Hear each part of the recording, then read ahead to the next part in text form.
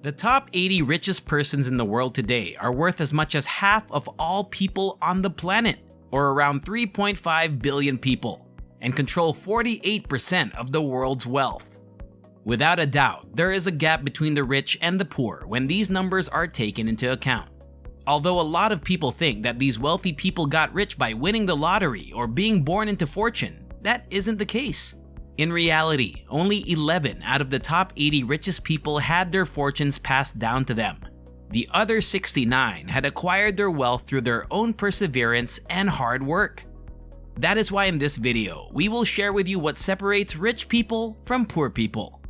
And if you haven't already, it would be absolutely great if you subscribe and hit the notification bell so you'll be updated whenever we upload new videos. With that said, let's get back to the content, shall we? If you take it into consideration, a rich person and a poor person can both live in the same city, have access to the same employment, and have only 24 hours a day. While the other may have enough money to last them a lifetime, the former may be living paycheck to paycheck. What, therefore, really distinguishes between someone who will collect billions of dollars in their lifetime and someone who will always be in financial difficulty? In order for you to adopt these rich person behaviors and experience financial prosperity in your own life, I will use our rich friend Noah and our poor friend Liam to illustrate exactly what distinguishes the two. You should be aware that Liam and Noah share a city, a similar socioeconomic background, and a comparable IQ before we continue. In other words, neither man is superior to the other. Their bank accounts, however, are at complete opposite ends of the financial spectrum. Monday afternoon, Noah and Liam are both on their way home from work. After a long day at work, Liam rushes to his couch at home, switches on Netflix, and watches hours of mindless television to pass the time. His manager had previously suggested that Liam read more books to improve his chances of being promoted this year. Noah studies his notes for his forthcoming exam when he gets home. Even though Noah already holds a master's degree and several other titles, he nevertheless devotes a little amount of time each evening to pursuing a new certification that will enable him to advance up the corporate ladder more quickly. The rich never stop learning. Thus, that is the primary distinction between the rich and the poor.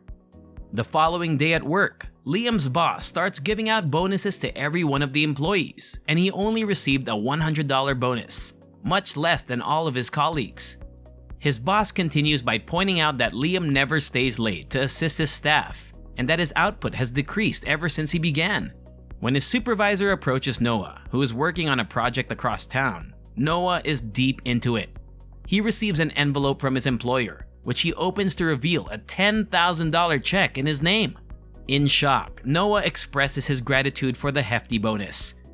The rich sell value and the poor sell time are thus the second difference. When Liam's boss sends him his bi-weekly check the following week, he immediately rushes to the bank and starts paying all of his debtors. He pays his rent, his hydro company, and of course his monthly income tax installment. In addition to not having made any savings, Liam discovers at the end of the month that his account balance is actually lower than it was 1 month before. Where the money might have all gone is a mystery to him. Meanwhile, $500 is automatically taken from Noah's paycheck and placed in a savings account that he cannot access. Noah pays his mortgage, his utilities, and his monthly installment of income taxes to the government after making sure his savings are funded for the month. At the end of the month, Noah beams as he sees that his bank account has increased once more, making him even richer than he currently is. The third distinction is that the rich pay themselves first, while the poor pay themselves last. After working one evening, Liam is watching TV when he comes across an advertisement for a new high-definition television that is being introduced. All that Liam can afford to spend on entertainment equipment for the year is the $1,000 cost of the TV. While considering this purchase, Liam has been yearning to obtain the brand new PlayStation that just came out, but because it will set him back $500, there's no way he can afford both. Liam pouts and wishes his employer hadn't been such a fool and had given him a greater bonus so he could afford to buy both. On the other hand, Noah chooses to reward himself for his diligence after passing his exam by purchasing a new gaming console and television for himself.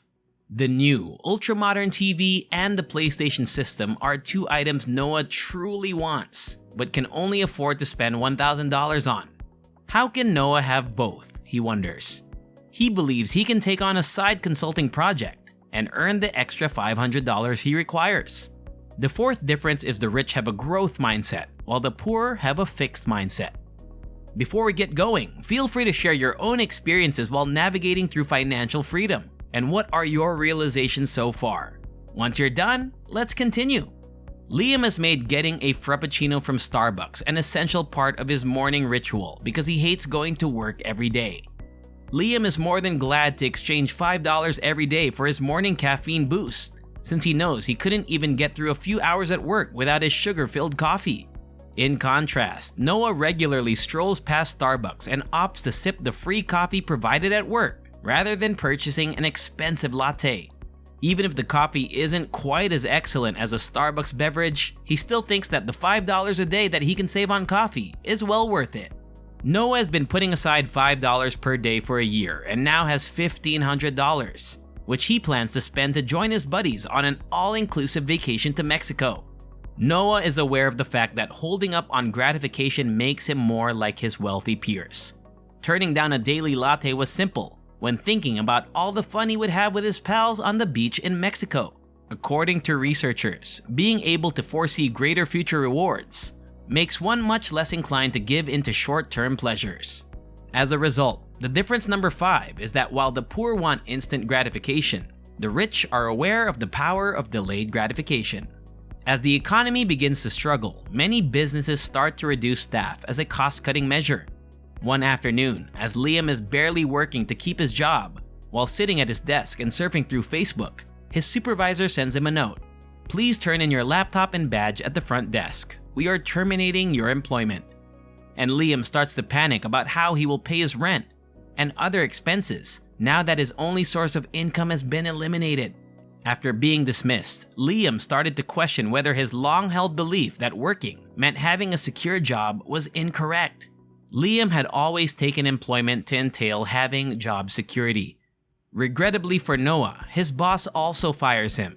However, Noah was aware that no job is secure, so as soon as he started working, he started developing an online business and invested in dividend stocks, which are now well established enough to support him while he looks for new employment. The rich create multiple streams of income, whereas the poor rely on just one, which is difference number 6. Approximately a week after being fired, Liam is whining about how terrible the economy is and how difficult it will be to get another job at home with his other pathetic friends. They constantly complain about how unfair life has been and how wealthy they would be if they had experienced the same fortunate circumstances as others. Whereas after being fired, Noah invites his close friends to his place for dinner that night. While the group is eating, Noah says that he has been laid off by his employer due to the challenging economic climate, but he assures his friends that he has other sources of income that will more than support his current way of living. A friend offers Noah an executive position and exclaims that it's the ideal time for him to join his construction company. Another friend joins in and asks Noah if he would like to start a consulting company with her, because they had previously worked well together and could quickly establish themselves as one of the top businesses in the area. The 7th distinction, therefore, is that the rich associate with other wealthy people, whilst the poor associate with impoverished people. In essence, what sets the rich apart from the poor is that they never stop learning. They sell value, not time. They pay themselves first. Their attitude is one of growth rather than fixed. They use the advantages of delaying gratification. They create several revenue streams. And finally, they associate themselves with other rich people. Thanks for watching. I hope you learned something meaningful from this video. And for more videos like this, don't forget to subscribe and hit the notification button. Until next time, see ya!